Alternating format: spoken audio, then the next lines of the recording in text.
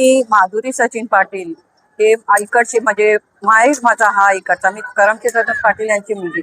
आणि मला खरंच खूप आनंद होतोय का आमच्या गावात हे असं एक हरिनाम सोहळा सप्ताह असा होतोय म्हणजे. आणि पंढरीचा एक दैवत आमच्या गावामध्ये आल्यासारखं हे झालेलं आहे. आणि आमच्या गावकरींचं सहकारीचे श्रीनाथ दादा उत्तम सर्वांचं म्हणजे खरंच आभार मानते. आणि हा 5वा वर्ष खूप, आणि आजूबाजूची गावकी लोक येतात आमच्या सोहळ्यासाठी. आम्हाला हा अभिमानाचा क्षण आहे म्हणजे. आणि मी देवा प्रार्थना करते का असाच सोहळा आमच्या गावात व्हावा म्हणजे असं. याच्यात रामकृष्ण हरी. पहिल्यांदा रामकृष्ण हरी. या सप्ताहासाठी जवळजवळ 5 वर्ष सर्व आमचे सभासद गावकरी बंधू भगिनी सर्व मेहनत करून कार्यक्रम एकदम जबरदस्त असा थाटामाटाने सक्सेस करतात. त्यासाठी महिला मंडळाचा पुढाकार जास्त आहे. आणि आमच्या सप्ताहाला कसे 5 वर्ष झाले हे आम्हालाच कळले. आणि याच्या पुढे जोपर्यंत आम्ही लोक आहोत तोपर्यंत आम्ही हा सप्ताह कायम पुढे चालू ठेवू ही अशी आम्ही माझ्या या सहकाऱ्यांसोबत तुम्हाला ग्वाही देतो. आणि असंच धार्मिक कार्य आपल्या गावामध्ये जास्तीत जास्त व्हायला पाहिजे. त्यासाठी सर्व लोक एकत्र येतात, सर्व तन मन धनाने आपलं योगदान देतात. आणि आम्हाला ज्या सोहळ्यासाठी ज्यांनी सहकार्य केले, आर्थिक रूपात बोला, वस्तू रूपात बोला आणि श्रमदान, या सर्वांचं आम्ही आमच्या मंडळातर्फे जाहीर आभार मानतो. धन्यवाद. रामकृष्ण.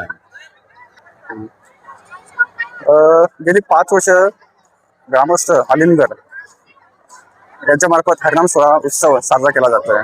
सुरुवातीला आम्हाला कल्पना नव्हती का आमचा हा उत्सव एवढ्या मोठ्या प्रमाणात साजरा होईल.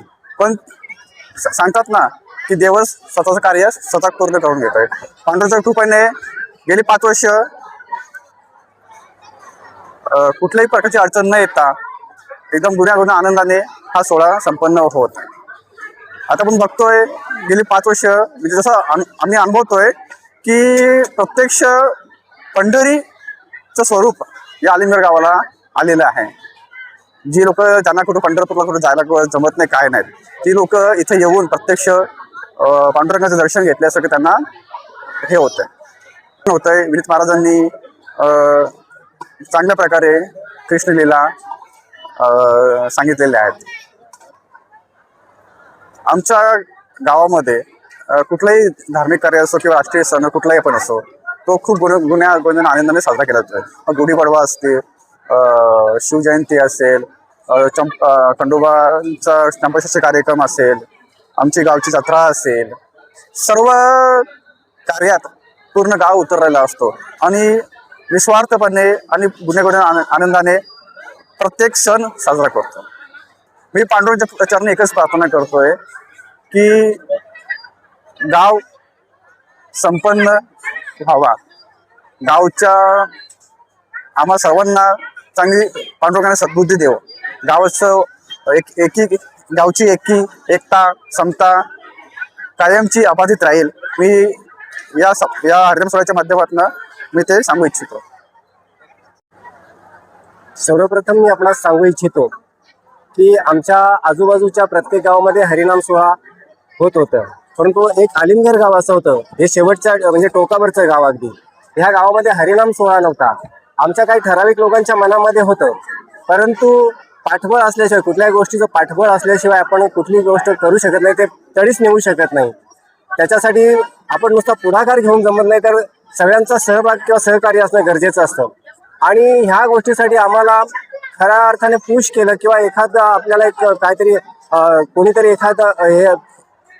एखादी जोड द्यावी की बाबा तुमच्या गावामध्ये असं व्हायला पाहिजे. याच्यासाठी मी इथे मगाशी जसं बोलताना बोललो की अंजूर गावचे धनंजय महाराज असतील, तर यांनी आमच्या गावातल्या बऱ्याचशा लोकांशी संपर्क साधला, प्रत्येक माणसाशी. म्हणजे त्यांनी अगदी अभ्यास करून घेतला की ह्या माणसाशी बोलून बघूया, त्या माणसाशी बोलून बघूया. त्याच्यानंतर मग असं झालं की काही आमच्यापैकी असं ठराविक लोकांना त्यांनी एकत्र घेतलं. आमची एक मीटिंग त्यांनी आमची एक शाळा आहे पुढे, त्या शाळेच्या ठिकाणी एक मीटिंग झाली. त्या मीटिंगमध्ये मग नक्की झालं की आपल्या गावामध्ये हरिनाम सोहळा आपण सुरू करूया. आणि अशा याच्याने त्यांच्या पुढाकाराने किंवा त्यांच्या मार्गदर्शनाने आमच्या गावामध्ये हा हरिनाम सोहळा आम्ही चालू केलेला आहे.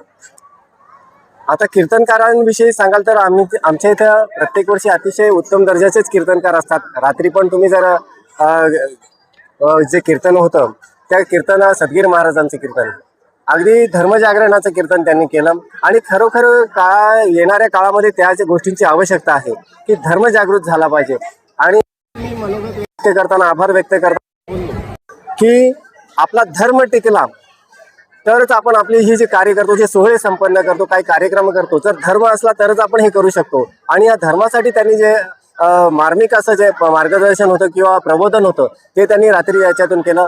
आज इथं विनीत महाराजांनी जे काल्याचं कीर्तन केलं त्याच्यामध्ये त्यांनी आपल्या धर्माविषयी किंवा देवदेवतांविषयी, कृष्ण लीलांविषयी, जे बऱ्याचशा लोकांना, आपण जरी हिंदू धर्मीय असलो तरी सुद्धा बऱ्याचशा लोकांना आपल्या हिंदू धर्माविषयीच काही माहिती नाही, असं छान असं त्यांनी त्या कीर्तनातून सांगितलं. आणि काल एक व्याख्यान इथं झालं, मी नमूद करेन विशेष करून वैष्णवीताई परकाळे, जे आमच्याच त्याने इथं कुठल्याही प्रकारचं मानधन न घेता, आणि ते घेतच नाहीत, म्हणजे आमच्याचकडे घेतलं नाही असं नाही, तर कुठेही जे व्याख्यान देतात तेव्हा ते घेतात.